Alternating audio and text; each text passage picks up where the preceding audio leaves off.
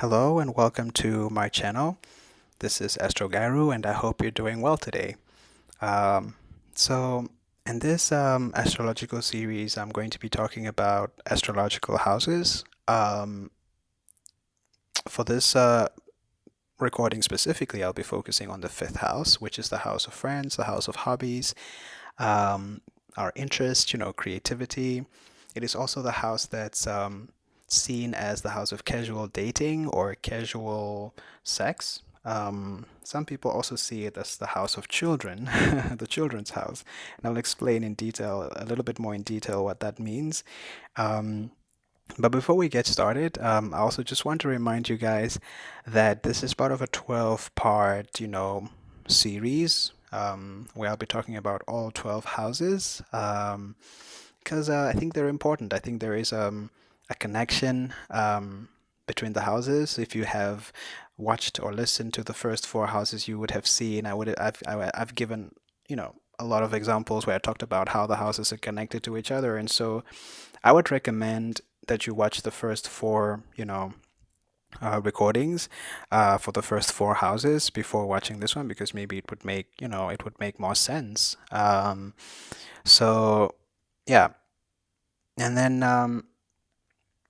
other than that, also just want to remind you guys that there is other content on the channel. I've talked about the elemental vibrations, where I've talked about the fire signs, the water signs, the earth signs, and the air signs.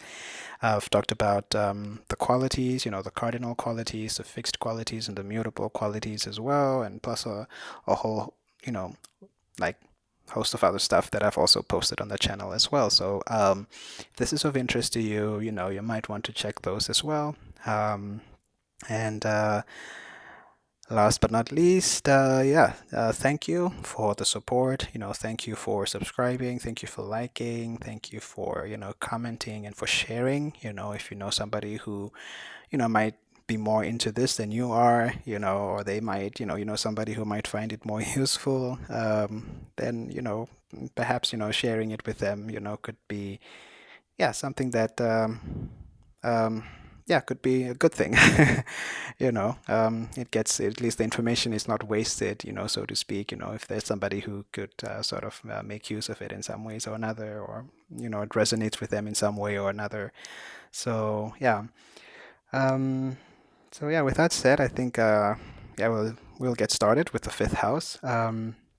Houses are important when I do birth chart analysis, natal chart interpretations for clients or friends, whoever. I definitely take the houses very seriously because this is where all of the activities basically happen, whatever energy the person brings into the world, comes into the world with, um, gets played out in the houses. The way I look at the houses is that they are more like um, sort of like, I guess, the stage, because the planets would be the actors, and then the the energy that the planets embody would be, I suppose, the role that the actor has to play. So the planet comes already with its own energy, um, its own set of skills, its own set of, positives and its own sets of challenges. That's what the planet already comes into your existence with as an actor. But then if it has to act out the energy of a particular sign, then that's the role that it has to play. And I've talked earlier about how some planets don't vibrate very well with certain zodiac sign energies. And so the influence or the impact that it then has on the house where it finds itself can be quite challenging in some ways. So, as an example, if you have Mars, Mars is a planet. So, Mars is a planet that brings very confident, very fiery, upbeat, fast energy. It's the warrior. of the zodiac sign. And if Mars happens to fall in the sign of Cancer, which means that it has to take up the energy of the Cancer sign, Mars is a little bit restricted and it does not like to function in the waters of Cancer, because the waters of Cancer tends to dampen the fires and the burning flames of Mars, and it has to now swim instead of, like, running fast on the ground, or exploding in the air. And in the water, it's very, the effect of Mars is very dampened, that's why they say Mars is always in detriment when it's in Cancer. So that's an example of how the planet comes into your life and it embodies a particular energy, but then there's always not harmony in that embodiment. And so that actor and that energy falls into a particular house on your chart, and whatever house that it finds itself in, that disharmony or that challenge, or that conflict will play out in that particular house where it falls, or that particular stage where it finds itself on, when you look at the houses as stages, um, where they get to perform a scene or something. You could look at it from that perspective also. So that's why houses are very important for me, because it shows, where the energy is constantly being pulled towards. And so if you have um, a fifth house that is loaded with planets, if they're positively aspected, of course, um, um, the you're still going to be drawn towards that house on a consistent basis, throughout your life. If there are more planets there than any other house, um, you're going to be drawn to that house more, to the activities of that house more, and I'm going to explain what that means. And if you have planets that are negatively aspected, sorry, you will still be drawn to that house, but then you might face different challenges that you have to overcome, or certain life lessons that you have to, sort of like overcome. Um, so yeah, that's what it would mean to have, like, planets there. But then sometimes you also find that you don't have any planets in the house. Um, and then that house, like, in my opinion, I feel like it's more neutral.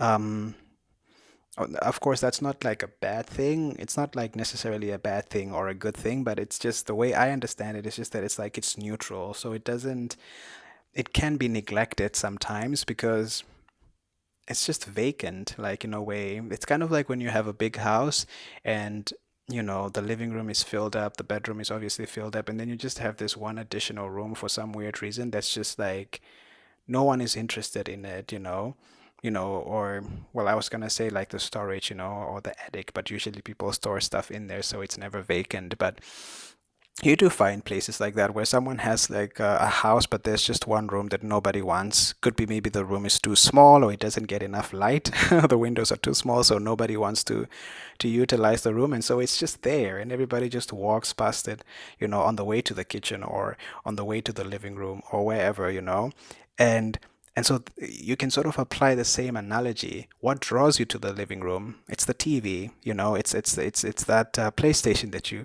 want to go and play, or that, um, or what draws you to the library? It's the books, or what draws you to the kitchen? It's the food, and so forth. But if you have like an empty room and there's nothing in there, there's nothing is gonna draw you to that room. It's gonna stay empty, and you're just gonna always walk past it and go to the rooms that are activated with activities and things that are pulling you there, you know? So that's kind of like how I see empty houses. Um, but they're still existent. I mean, they're still there. It's just that you could, I mean, obviously tap into it more, Obviously, that takes a lot of work because the other houses are going to be fighting for your attention, you know. The living room, the TV in the TV in the living room is going to be consistently forcing you to come and spend more time in the living room and watch more programs on the TV, So, but there comes a point where you realize, like, but now I don't want to watch TV anymore. Like, I've just spent so much years or so much time just watching TV. Like, I want to I want to do something different now. And how about how about I start doing some fitness? And how about I buy myself some fitness, equipment, or um, Uh, or how about I actually start a business and I I need an office. And then suddenly you realize that, oh, but there is that vacant room that nobody is interested in. There's that vacant room that no one has ever used before. I could actually turn that into like my fitness room, like my stretching room or my yoga room or my meditation room actually, since it's, poorly lit, doesn't get enough sunshine. I could like put candles in there and create like this, haven of an atmosphere where I could do meditation, or I could just put like very beautiful lamps and lighting and turn it into a home office, and so now suddenly this room is filled, but initially it was never filled because there was never any energy there or any planets to pull you to that house or to that room rather. So the same concept, sort of applies to houses that are empty. But yeah, but let's get back to to the activities of the fifth house. Getting carried away there. So so yeah, so like I was saying, the fifth house is the house of friends, of hobbies, interest, creativity. I when I think of the fifth house, I it for me it symbolizes individuality pretty much. It just spells individuality, like, in big bold letters, and sort of how we express our individuality or how we express ourselves, through sports, through hobbies, through friendships, and all of those other activities. um so yeah. And of course, those activities could be like I said, like movies, like the books you love reading, and the friends you are attracted to, and all of that stuff. And it also importantly shows like the level of commitment towards, all of those activities. Like how committed are you to your friendships, and how committed are you to your sports hobbies? How committed are you to, um, to movies? Some people really are into movies. Like they have, you know like I'm not like really big on movies, but like I have friends who are so big on movies. They always see like the latest stuff coming out, and like it's just like, yeah, it's like really crazy. But that's the thing though, like, they're so committed to it, and other people maybe are more sports oriented, and so they're like, their thing is just sports, and they're up to date with like literally anything sports. Of course, it can also be very specific. Like for some people, it could be just one sporting activity. For some people, it could be multiple sporting activities if there's like a lot of energy. Like if there's like Gemini influence there, for example, and it pertains to sports, this person might have like quite like, a lot of varied, sports interests. For example, they want to try different things because they might get bored easily. Whereas like maybe Taurus might have just like one like sporting activity, or just one like focused, well done kind of hobby, for example. Um, so Aquarian energy here might also be quite like, very, eccentric, and have quite, maybe Aquarius probably wouldn't be like a sports kind of person. Maybe fitness, but probably not like sports, I think. Could be so wrong about that, because this is also very individual, like I said. But I see Aquarius maybe more engaging in the creative sides of the fifth house, and the artistic things of the fifth house, maybe more than sports. But, they could have other, elements there that influence them to also be like sporty. So yeah, so in a nutshell, that's one of the things to look out for. Also, like when we talk about like friends, because I was saying earlier that it's also the house of casual dating and casual sex. So when we talk about friends, um, the friends that you're attracted to, for example, also means the type of friends that you would potentially end up, dating. So before you get to the seventh house, like seventh house partnership, where you actually, because the seventh house kind of dating or the seventh house kind of relationships are more serious, because that's where you get to the point where you want to get married to somebody and sign the documents, and it's like marriage becomes almost like a business like, commitment type of thing. Like, okay, so what strengths do you bring to the table? What strengths do I bring to the table? Okay, good, we're good for each other, let's get married. It's like a little bit more serious. But of course, usually it starts off in the fifth house. where you meet this person and you have, like, fun, like casual fun with them, and then you take it, to the sixth house of like, daily routines, and you start spending a little bit more time together. And you know this is now sixth house that I'm talking about, where you spend, one night at the one partner's house and then another night at the other partner's house to kind of see how you're adapting to each other. And then bam, seventh house, marriage. But it all started in the fifth house, you see, um, with the dating and, flirting, and like, just like, this is like your friends with benefit, kind of house. Um, like very like very light fun, light sex, type of thing. So this is also where you will see that quite a lot. And um, again, like using that same analogy, if someone has very few planets here or doesn't have any planets, if it's totally empty, it's possible that this person might have a little bit of a challenge dating. Um, um, Not because they're not attractive, or not because they don't have the, like, good potential to find dates, or to, like, to be, dateable or something, but just because the house is empty, and so everyone walks past it because there's just not enough oomph, to kind of pull you in. You probably have, heard expressions where people are like, oh, she's so beautiful, or, he's so handsome, but there's just something about him or something about her that just doesn't draw me in. But, seems like a nice person, or she seems like a nice person, but something just doesn't click. It could be, the fifth house is empty, so it's not very activated. And so they might struggle a little bit, to date, or even the native themselves might not even put focus there, because, like I said, it's empty. So if other houses in their chart are too busy, then those houses are going to demand more of his attention and more of his energy and more of his time. So much so that he, like he or she doesn't even put any attention or any focus to dating, or to hobbies, or, to friendship. And again, this is no surprise.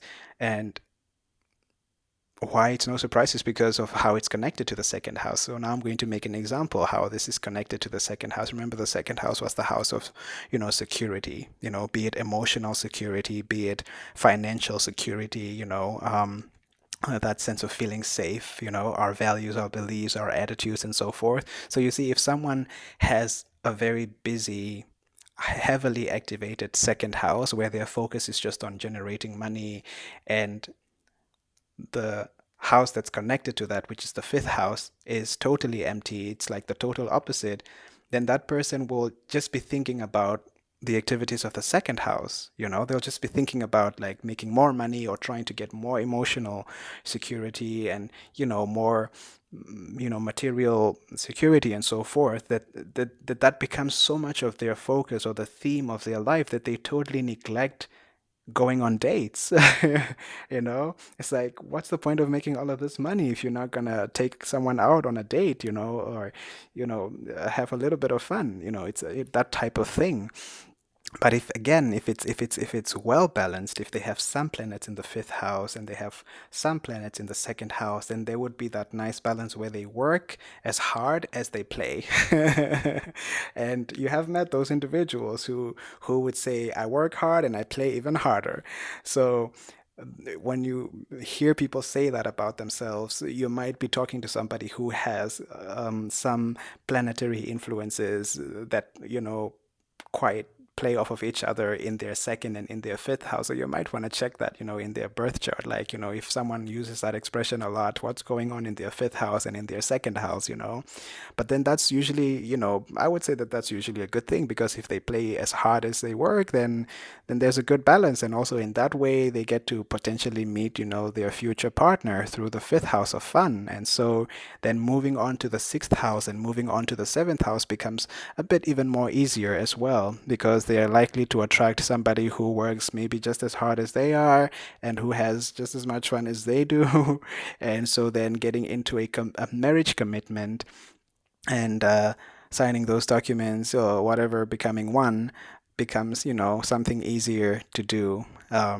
So yeah, so that's just like one example.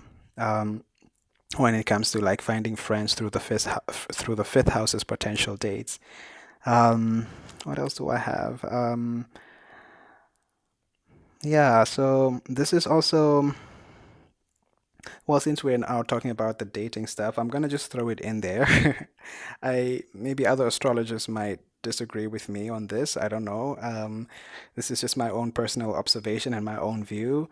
I also would throw it in here that the fifth house for me is also like the house of like sexuality, um, because like this is when we kind of like start to experiment like sexually, um, like whether we want to experiment and sort of like maybe not even label ourselves. Like maybe at this point, we're not even like labeling ourselves as a particular sexuality, whether that's, being gay or being bi or straight or whatever, where you fall in the spectrum.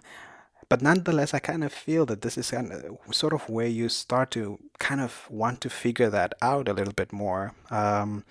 Because now you've emerged, from your fourth house. The fourth house was was the house of the family, of the family values, the family tradition. So we kind of, when we're talking about these houses as life stages, we're kind of also looking at them where we are in terms of our age, because the fourth house we're still living with our parents, and then the fifth house is like suddenly now we are out of our parents' house, we're just getting into college and we just, this is like the fifth house is like now our early 20s, late 20s, maybe a little bit early, like early 30s, I would say also.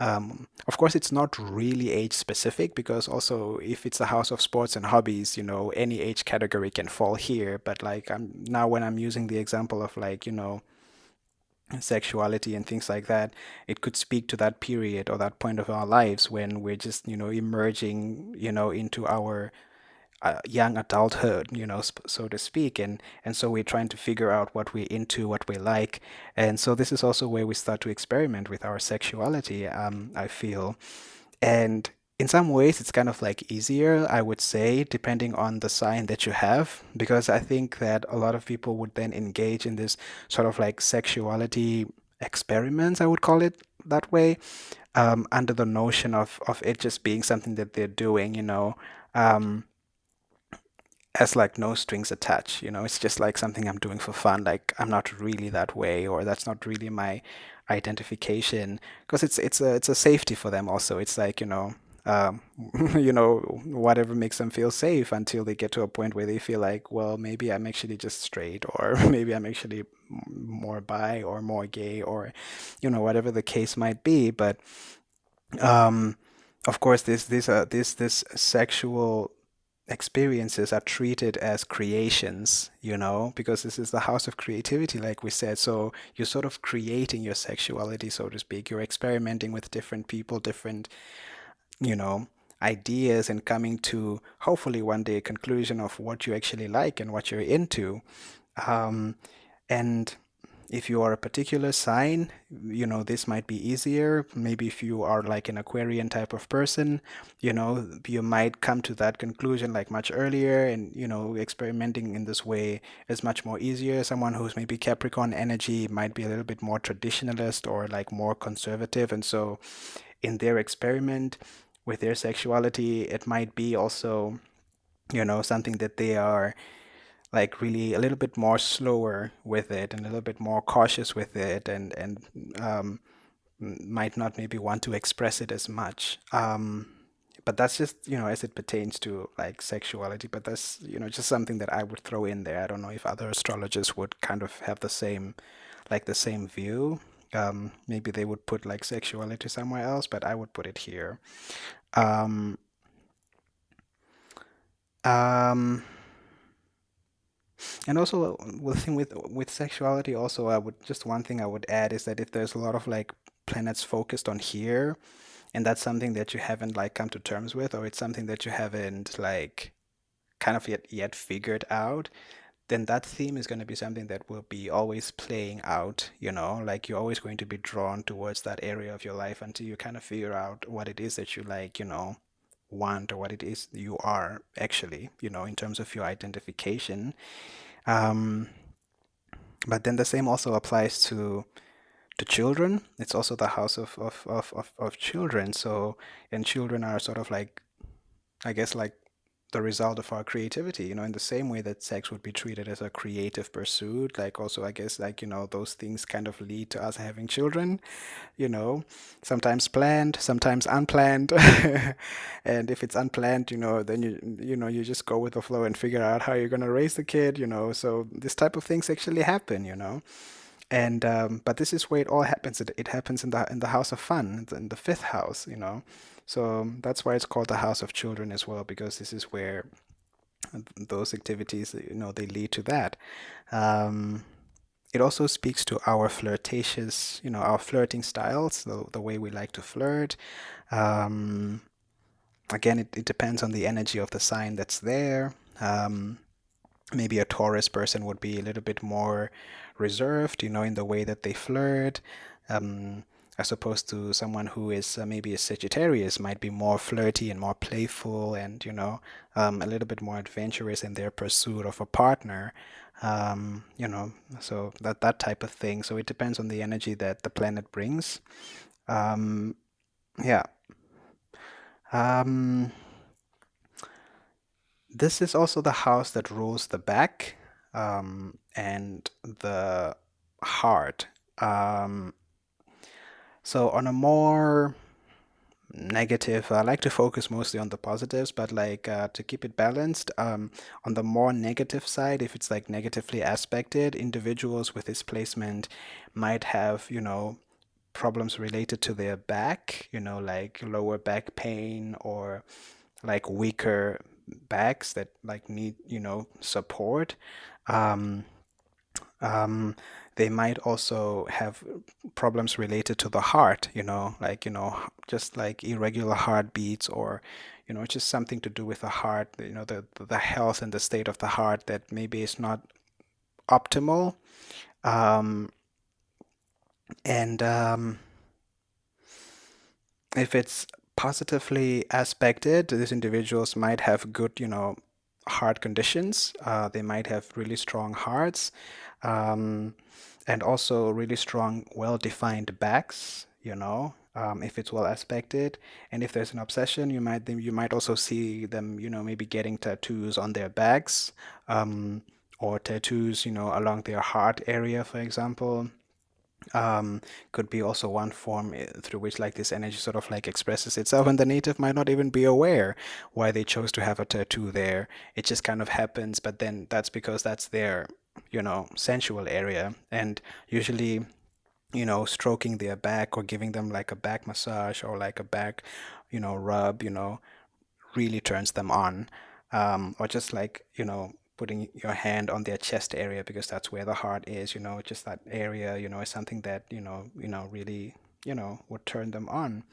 Um, so that's one thing. And then one other thing is that this house is generally seen as the house of optimism because it's ruled by the sun. So it's generally seen as like a positive house. Um, yeah, mostly seen as a positive house. It's I feel like it's probably the most happiest. I would I would say this is probably the happiest house. I can't think of any other house that's more happier than this because all the other houses are a little bit more serious. More serious. I mean, from this point onward, all the other houses become even more serious because those are the house of other people, first of all, and they are the houses that are leading to the end of our sort of like our current, reincarnation. So, it pretty much starts to go a little bit maybe more downhill from the fifth house, kind of, I suppose. So the fifth house for me is probably the most positive, the brightest, and um, and also the house of the entertainment industry, the music industry, the movie industry. This is where your stars are. This is where you go to shine. This is where you go to play. Literally. So the music industry, is ruled by the fifth house. Oh, I forgot to mention, speaking about the music industry, like this is also where you find, talents and interest in music and arts. You want to look at somebody's chart and see what is happening in the fifth house. If you want to see any talents in and interest in music and arts, you want to look into their fifth house as well. Um, yeah, that's definitely something to also be on the lookout for. Um, Maybe another not so positive thing, if the house is not so well aspected, is it could also lead to like, addictions, like gambling and like especially like maybe gambling addictions or like, addictions in some sort of like, maybe too much partying or too much drinking. I also talked about addictions or like problems with alcoholism in the second house, that has to do with the throat and the neck. Um, I would put it there, but most people put like alcoholism and addictions in the fifth house because it's the house of fun and the house of play. And so um, that's from a psychologist's point of view or like psychological perspective, this house also is very important to look at when you are, doing therapy for clients, um, because it might show. Like I'm saying, I mean, if someone is dealing with like addictions and gambling and things of that nature, of course, it shows then also how this might affect other people in their lives because if they have children, for example, maybe the kids are neglected. If this person is in a gambling house all the time, then somebody else, might be suffering as a result of that. So, um, yeah, and probably these people are the last groups of people to actually seek help because I think the damage or mm, the sort of like the emotional distress that they cause other people,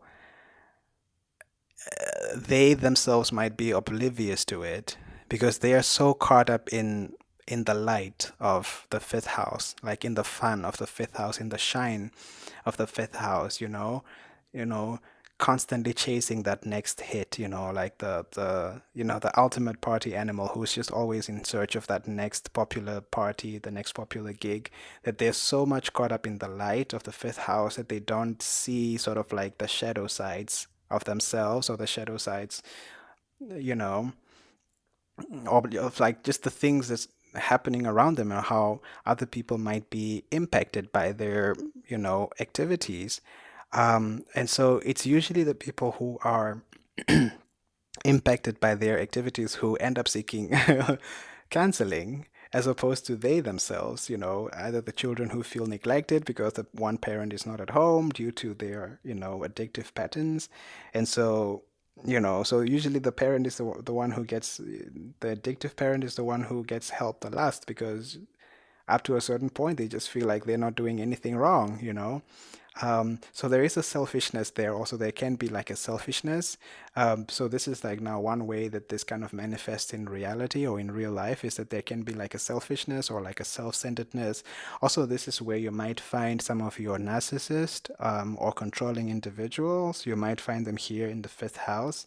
Um, Again, because they're people addicted to the light, addicted to to the spotlight, to attention, to too much play, too much partying, just seeking pleasure, just pleasurable pursuits, on the go all the time, especially if it's like Sagittarian energy here, you know um or even sometimes creative pursuits, to the detriment of just other life experiences. So um, yeah, that is like one way that it kind of plays out like in real life. Yeah. What else is there about the fifth house? I think I've said all that I was thinking about. This is already over 30 minutes. Yeah, so hmm, yeah, nothing else comes to mind now. Yeah, I think that's all I had about the fifth house. It's a fixed house. It's connected to the second, 11th, and 8th house. Just to sum it up, it's the house of friends, hobbies, interest, and creativity. Um, it's the house of dating and casual sex. Also, it's the house we want to look into if we want to see if someone has any talents in music and arts or interest in music and arts. Personally, I also would throw in sexuality here, so I would kind of look at the fifth house to kind of see how someone's sexuality might play out, you know. It's not always a given though, it's a little bit tricky though, so yeah. But I would look into the fifth house for signs of that. Um, Also gambling and addictions, and also just the level of commitment towards all of these things. So if you have a lot of planets there, you'll definitely be drawn to the activities of that house more than if there are no planets at all. Yeah, so that was the fifth house pretty much. Um, if you guys have any other thoughts, any other ideas on what your experiences have been, you know, with the fifth house, anything that you think I, forgot to mention or left out, please, share those in the comment section. Um, and let me know if you have any planets there and what signs you have in your fifth house, or is it totally empty? Um, and yeah, so that's it. And if you like this, I hope you do hit the like button, um, and do leave a comment, like I said, and feel free to share this also. And don't forget to subscribe because there'll be more stuff coming, and so that way you'll be up to date. And so yeah, so now I've given you the keys to your fifth house, and in the next series, I'm going to give you keys to your sixth house, which is the house of service, service to other. It's the house of Virgo. That should also be quite interesting. Um, it's also the house of our daily routines, day-to-day habits, our sort of our work life, but like in a kind of like day-to-day way. The day-to-day things, mundane things that we like to do. Those are all like sixth house things. So I'm going to be discussing those next in the sixth house series. So I'll be giving you those keys pretty soon. So stay tuned.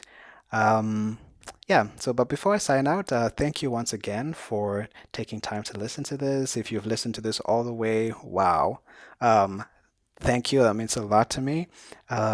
Definitely helps the channel and also helps just to show that there is interest, and that this is something that you guys want to hear more of. So yeah, so thank you so much. And I think with that said, yeah, I'll be signing out. So ciao.